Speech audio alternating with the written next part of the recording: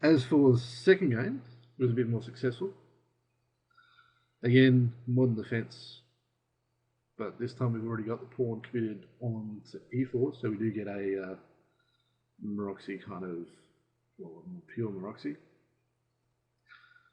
Knight c3, and here I played the sort of the quiet d6. The more another, I guess, the more aggressive line is to play knight g4, where you have the trade-off line with knight c6 taking on e3, d8, or if you don't like that line and you take on g4, then obviously the queen's no longer defending the knight on d4, so knight takes something like castle and queen, so d6 hitting the queen, and then back to c6. And again, Black's trying to use that dominant diagonal with bishop on g7, trying to make that as active as possible. However, d6 a bit of a wimpy option, but a safe option nonetheless. Bishop e2, again just solid developing moves. Castle, knight, bishop d7. f3, setting up a sort of an English attack type structure. a6 looking to sort of hopefully get some queenside play. Then he played knight b3. Not such a fan of this move because the knight really doesn't have.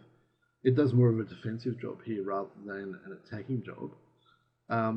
Personally, I'd prefer going back to c2 if I was going anywhere with my knight moving away from d4.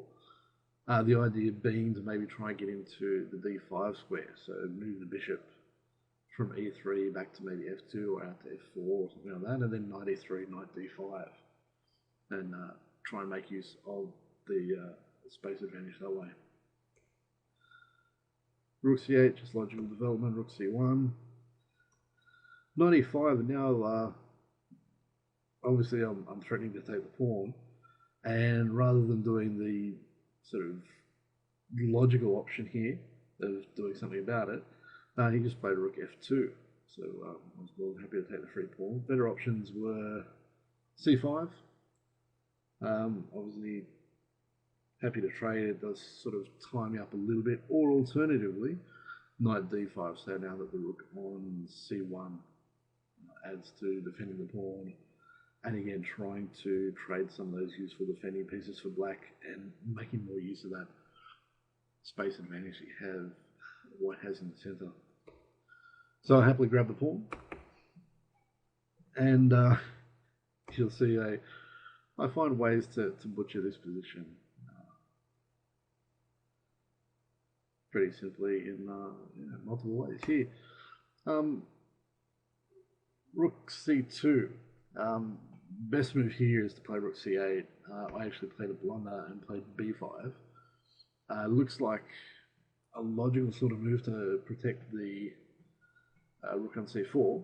Problem being that knight d2, and actually I have to give up the exchange. Playing something like, say, queen b7, and then takes, and sort of, okay, have some compensation in terms of the pawn and sort of the bishop pair and the half open b file and stuff like that, and the rooks are a bit blocked on the c file in sort of awkward positions. But it's not sort of the ideal thing that I'm looking for here. So the alternative, if I decide to retreat, knight c6, rook c6, then knight takes b5, queen's on, the rook's on, and again I'm dropping exchange, but I've dropped a pawn in the process as well. So thankfully for me, my opponent played king g2. I, again, what was a good move before still runs into the same issues, knight d2. So rather than rook c8, a better move actually would have been to play h5. The idea being after, say, g5, knight d7, knight d2, I actually play rook takes c3. So if b takes c3, knight e5, and I have, obviously I still have the same bishop pair as compensation. The knight's on a much better square. I have the extra pawn. The rooks look a bit silly on the c file behind the pawn that's not going anywhere. And the other alternative is to actually play rook takes, and I'm more than happy to just trade off queen a5. And I'm still a pawn to the good, although white, in terms of probably isn't kind of in an awkward position as they are in some of the other lines, but I'm still a pawn up, so I'm still happy with this position. But instead, rook c8, blunder allowing the knight d2 tactic. But my opponent was nice enough to play knight d4. I thought this was a fantastic time for me to play b4. The computer actually prefers queen a5. The point being, knight a4, I really don't want to trade. Well, I probably don't want to trade, so maybe queen b7 to try and maintain the edge. But in the game, played knight ce2. I chose to trade and then play queen d7. Probably not the greatest of moves. It's a bit awkward, but after h3, again another blunder from me here. Knight e8. Better option again is to try and move like h5. And here I played b3 in response to knight e8. Better move is actually to trade off rooks. Then trade on e6.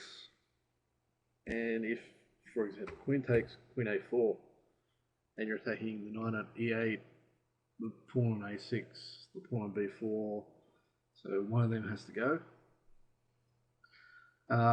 Same kind of thing happens if you play pawn takes and there's queen b3, which obviously attacks the e6 pawn.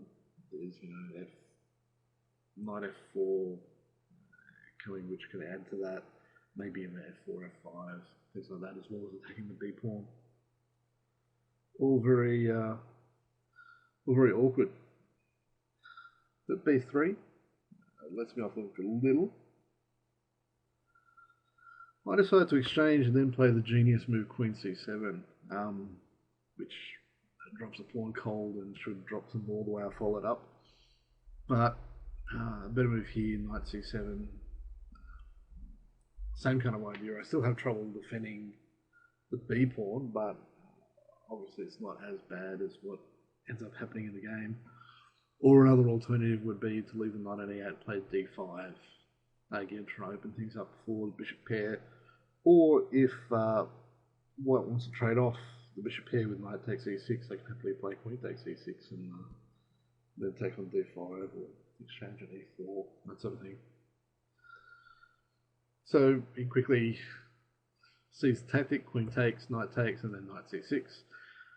And I'm dropping either the b pawn or the e pawn.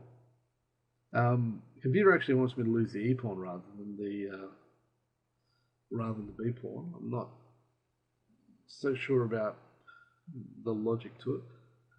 But king f8 takes, and then another dubious move.